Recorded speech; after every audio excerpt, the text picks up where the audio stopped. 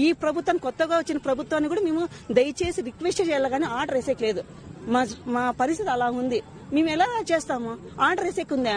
వాళ్ళు ఏమన్నారు, మీరు చేయకోకుండా నింటే బాగుండమ్మా అంటున్నారు. కరెక్టే, కానీ మీరు రేపొద్దున మీరున్నా మమ్మల్ని ఇదే ప్రెజర్ పెట్టచ్చు, చెప్పలేం. అరే మీరు చూస్తా ఉంటే ఇప్పుడు పెద్ద పెద్ద చదువులు చదివి డిగ్రీ, ఎంబీఏ, పీజీలు చేసి కూడా ఈ వాలంటీర్ 5,000 శాలరీ కూడా మీరు చేయడానికి ముందుకు వచ్చారు. అటువంటప్పుడు కూడా మీరు రాజీనామా బలవంతంగా చేపిస్తే మీరెందుకు సంతకాలు పెట్టవలసిన అవసరమే వచ్చింది? అట్లా కాదు, ఇప్పుడు నా సచివాలయంలో 18 మంది వాలంటీర్లు. నేను ఒక్కదాన్ని రైస్ చేస్తే కాదు, మిగతా 17 మంది వాయిస్ రైస్ చేస్తే బాగుంటుంది. కానీ ముఖ్యంగా మీరు రాజీనామా చేయడానికి మిమ్మల్ని ఎవరు బలవంతం చేశారు? ఎవరు దీని కారణం? స్థానిక కార్పొరేటర్లు, కన్వీనర్లు, ప్రతి ఒక్కరు, అందరూ, ఒక్కరని కాదు, అందరూ. మేము చేయండి. మీరు ఏమంటారంటే, మీరు ఇప్పుడు చేయకపోతే మా ప్రభుత్వం వస్తే మిమ్మల్ని పీకేస్తాం. ఈ మాట అన్నప్పుడు మేమేం చేస్తాం చెప్పండి? ఎవరైనా ఆ ప్లేస్ లో మీరున్న